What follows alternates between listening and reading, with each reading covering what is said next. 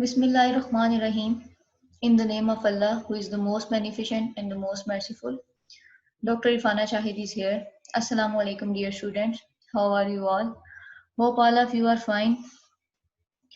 Dear student, in the previous lecture, we discussed diabetes and asthma. Our today's topic of discussion is COPD, chronic obstructive pulmonary disease.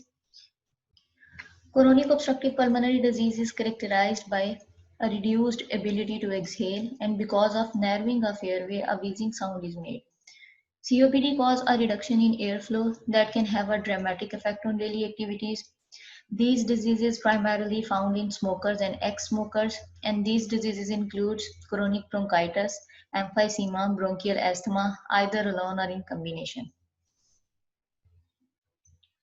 Chronic bronchitis is characterized by persistent production of sputum, primarily due to thickened bronchial wall with excessive secretion of sputum. In emphysema, the elastic recoil of alveoli and bronchioles is reduced, and these pulmonary structures are enlarged. Patient developing COPD cannot perform normal activities without experiencing dyspnea because these diseases can severely limit the normal activities and can create an irreversible changes in the lungs. Diagnostic procedure for COPD, there are two tests for measuring or diagnosing patient with COPD are forced expiratory volume 1 test and graded exercise test.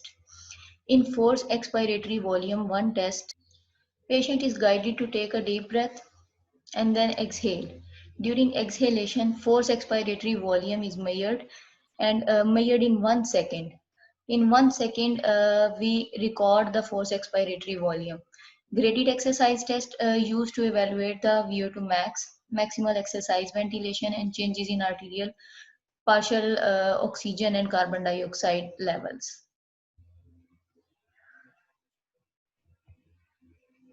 There are 4 grades through which we can measure the graded disability in COPD patients. Grade 1, 2, 3, and 4.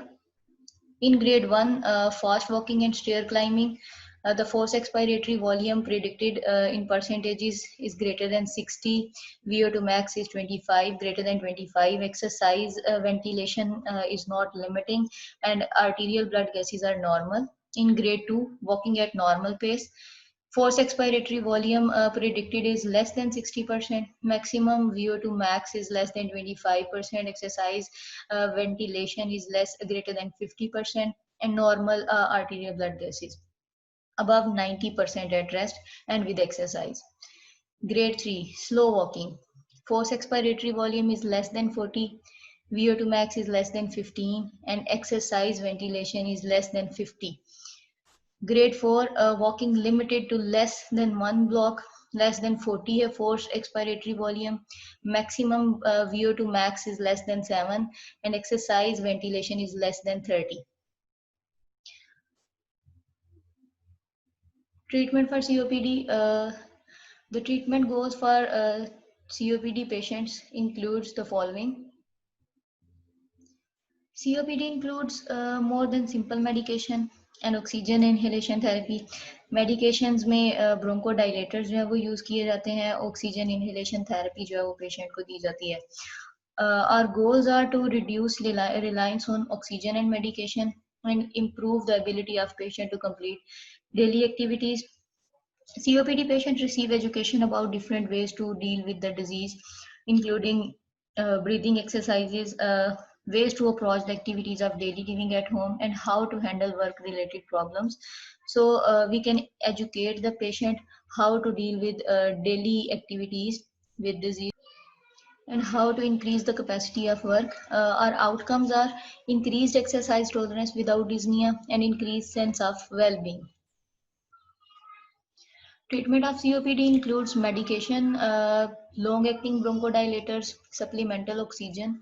Supplemental oxygen is a mixture of 28% of oxygen and 72% of helium. It reduces the work of breathing.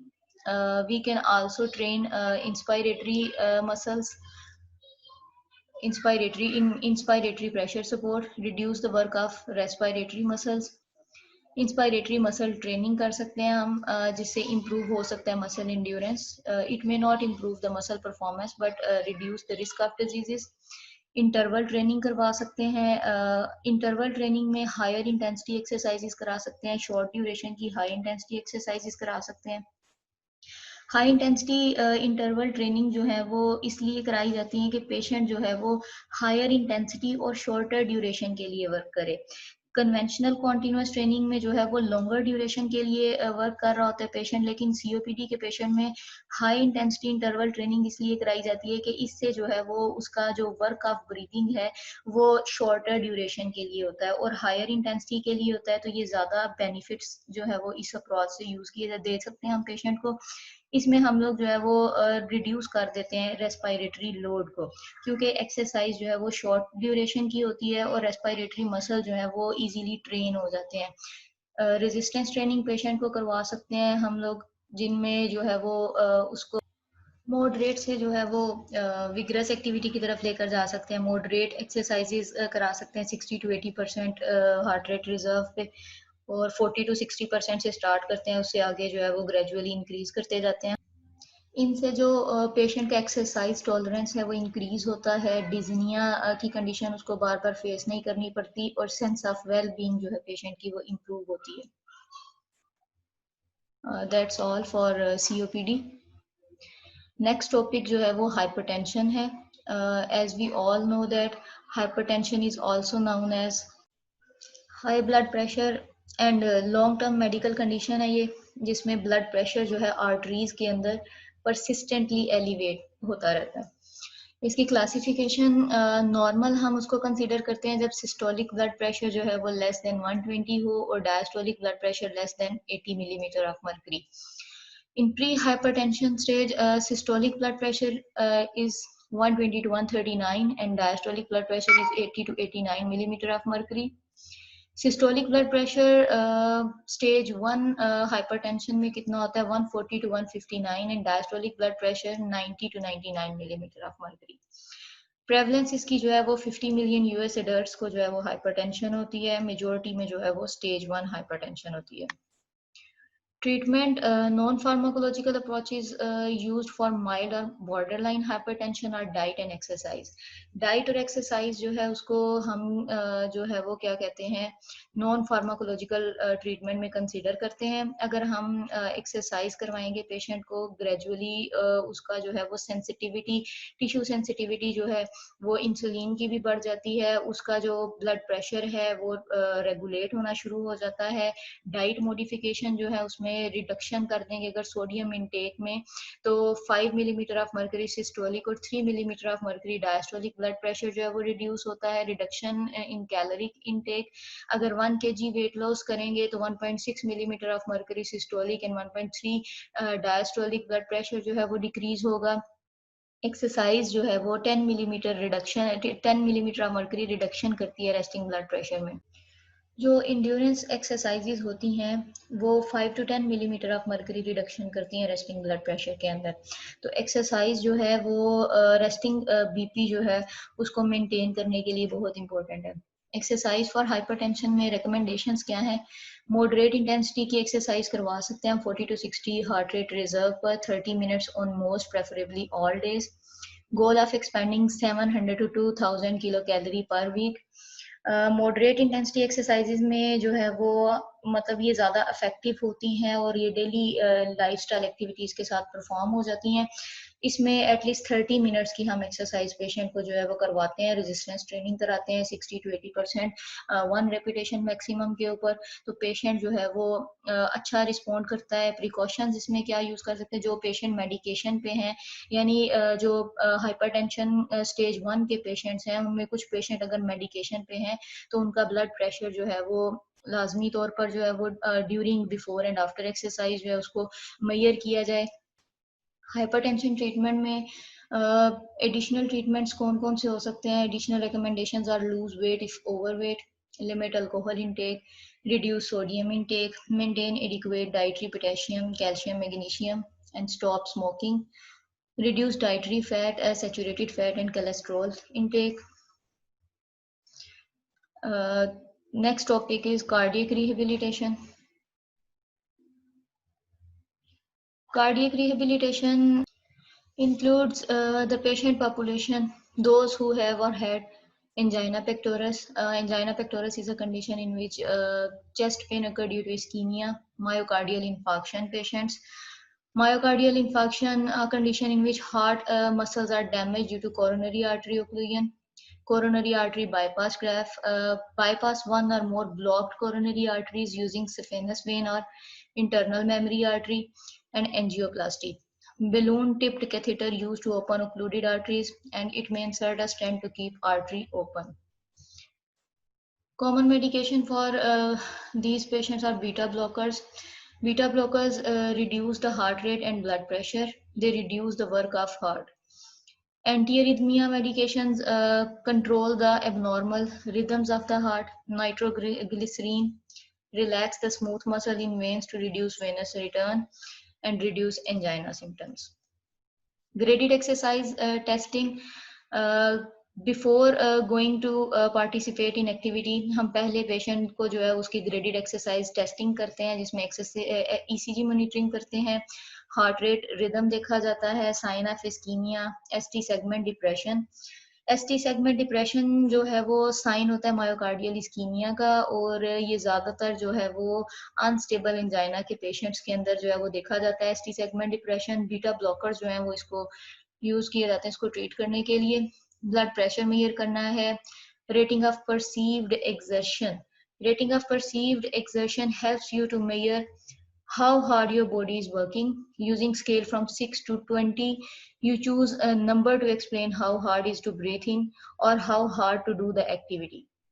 इसमें आप अपनी perception बताते हैं, यानी आप patient को जो है वो ड्यूरिंग एक्सरसाइज जो है एक स्पेसिफिक टास्क करवाते हैं परफॉर्म, और उसके बाद पेशेंट से पूछते हैं कि उसकी परसेप्शन जो है वो 6 to 20 नंबर्स में से वो आपको बताता है कि उसके लिए कितना डिफिकल्ट था ये एक्टिविटी परफॉर्म करना, या कितना डिफिकल्ट था उसके लिए जो है वो ब्रीदिंग करना।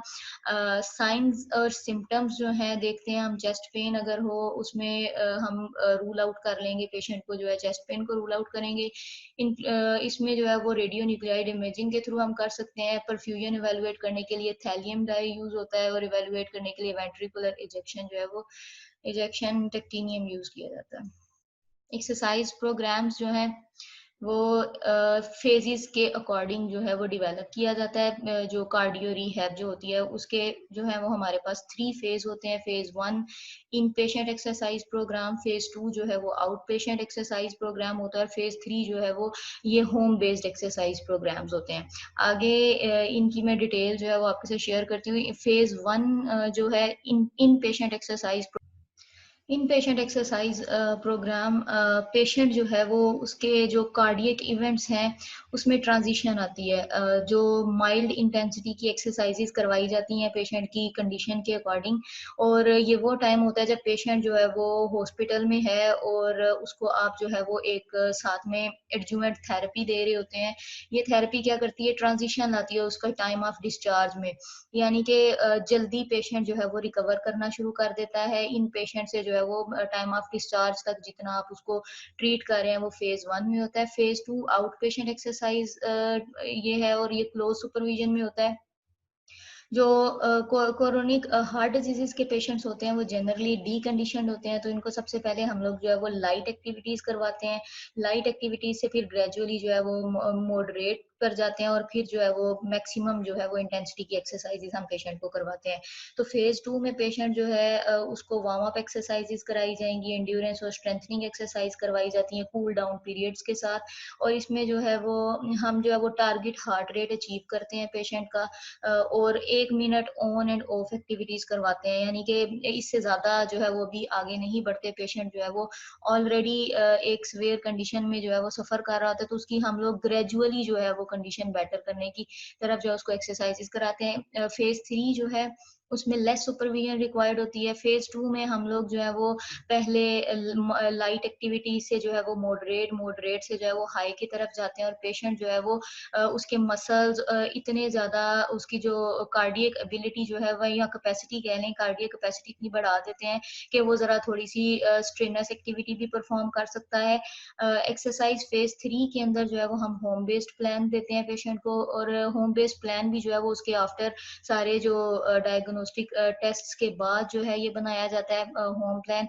और होम प्लान जो है वो उसमें बहुत सारी चीज़ें आ जाती हैं जिनमें हम उसकी साथ में डाइट मॉडिफिकेशन तो कर रहे होते हैं, मेडिकेशन कर रहे होते हैं, लेकिन साथ में हमने इंटेंसिटी, ड्यूरेशन, टाइम ये सारा कुछ देखना है कि पेशेंट ने वीक में कितने टाइम यानी पर वीक 3 डेज़, 2 डेज़ कितने एक्सरसाइज करनी है, कितनी इंटेंसिटी की एक्सरसाइज करनी है और उसका ड्यूरेशन कितना होना चाहिए। एक्सरसाइज प्रेस्क्रिप्शन में हम लोग जो है वो ग्रेडेड एक्सरसाइज रिजल्ट्स के ऊपर जो है वो एक्सरसाइज प्रेस्क्राइब करते हैं पेशेंट को। यानी कि हम मेट लेवल देखेंगे, मसल एनर्जी टेक्निक्स करवाएँगे उसको, हार्ट रेट उसका देखेंगे, साइन एंड सिम्पटम्स के अकॉर्डिंग जो है ये रिजल्ट्स इनके रिजल्ट्स के अकॉर्डिंग जो है वो एक्सरसाइज प्रोग्राम जनरेट करेंगे। Whole body dynamic exercises perform करवाएँगे। इंटेंसिटी, ड्यूरेशन और फ्रीक्वेंसी जो है वो सिवियरिटी ऑफ डिज़ीज़ के ऊपर डिपेंड करती है कि पेशेंट की डिज़ीज़ जो है वो कितनी सिवियर है, उसके अकॉर्डिंग हम जो है वो एक्सरसाइज़ इंटेंसिटी जो है वो करते हैं। मोड्स में हम देखेंगे कि हमने उसको जो है वो कितनी मतलब कौन किस मोड में एक्सरसाइज़ करानी है, यानी स्टेयर क्लाइंबिंग करा दें, जॉगिंग वॉकिंग करवा दें, उसके बाद एरोबिक एक्सरसाइजेस करवा सकते हैं मॉडरेट इंटेंसिटी की 40 टू 60% 1 रेपिटेशन मैक्सिमम पे। तो इसके साथ जो इंटेंसिटी है एक्सरसाइज की वो भी देखी जाती है, वो भी according to patient condition manage की जाती है और सिवियरिटी ऑफ डिजीज के अकॉर्डिंग ये सारा प्लान जो है वो पेशेंट को होम बेस्ड प्लान दिया जाता है। इफेक्ट्स क्या आते हैं कार्डियक रिहेबिलिटेशन के? जो पेशेंट कार्डियक रिहेबिलिटेशन प्रोग्राम में पार्टिसिपेट कर रहे होते हैं उनमें इम्प्रूव हो जाते हैं cardiovascular functions, VO2 max increase हो जाता है, work rate of heart without ischemia high हो जाता है, greater capacity for prolonged exercise and improved risk factor profile. Total जो कोलेस्ट्रॉल है लोअर करना है उसको, higher LDL HDL cholesterol, LDL को लो करना है, एचडीएल जो है वो इंक्रीज कर देते हैं हम लोग। सेकेंडरी प्रिवेंशन प्रोग्राम्स जो है वो एक्सरसाइज से एक्सरसाइज को सेकेंडरी प्रिवेंशन प्रोग्राम बोला जाता है।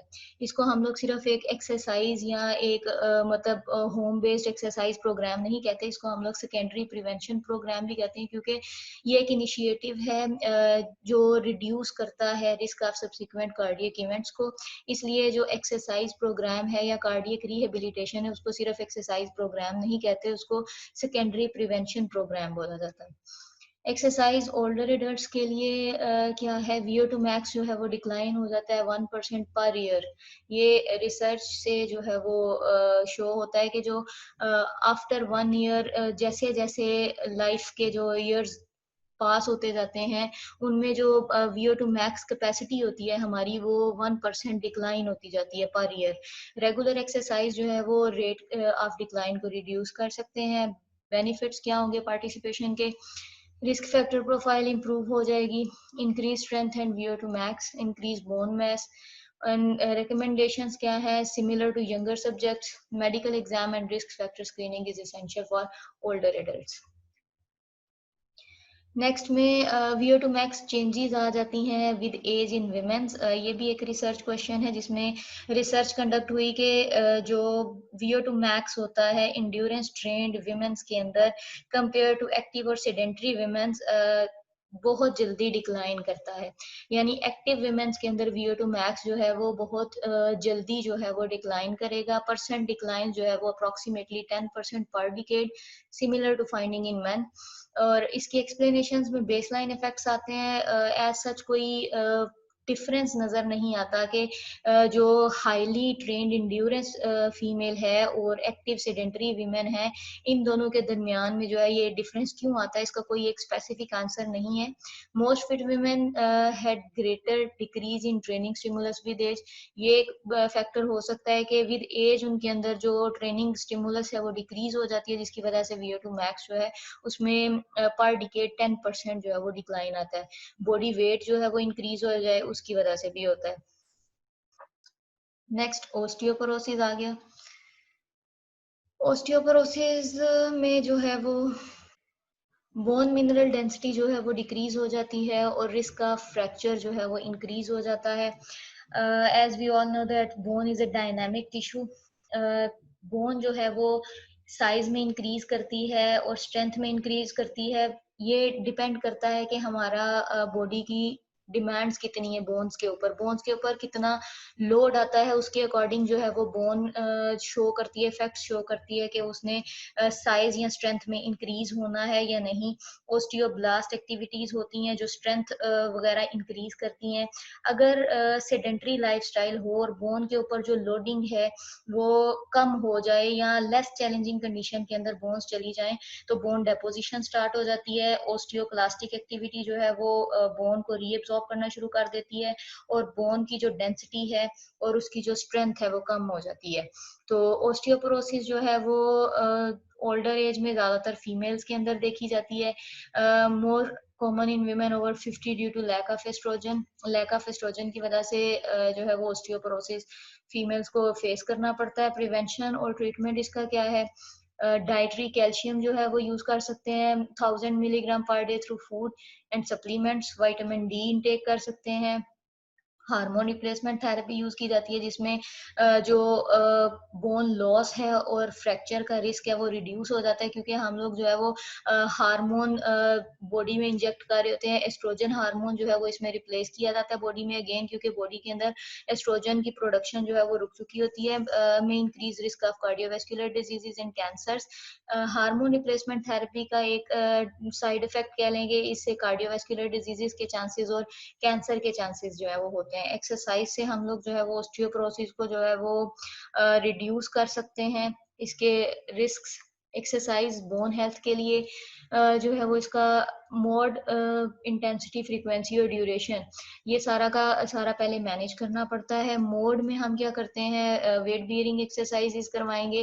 Wait bearing endurance activities that involve jumping, walking, jogging. Resistance training करवा सकते हैं जिसमें लाइट रेजिस्टेंस से जो है वो मॉडरेट से मैक्सिमम रेजिस्टेंस की तरफ उसको लेकर जाते हैं। इंटेंसिटी में moderate to high intensity exercises करवाते हैं। फ्रीक्वेंसी जो है वो उसमें weight bearing activities 3 to 5 times a week करवाएं और रेजिस्टेंस एक्सरसाइजेज जो है वो 2 to 3 टाइम्स अ वीक जो है वो करवाई जाए। Duration 30 to 60 minutes per day. ये सारा प्लान जो है वो बोन मिनरल डेंसिटी जो है वो उसको इम्प्रूव करता है। बोन के ऊपर लोडिंग होती है तो उसके अकॉर्डिंग अपने आप को जो है वो स्ट्रेंथन करती है। ओस्टियो जो ब्लास्ट एक्टिविटी है वो जो है वो बोन की स्ट्रेंथ जो है उसको इंक्रीज करती है अकॉर्डिंग टू डिमांड्स।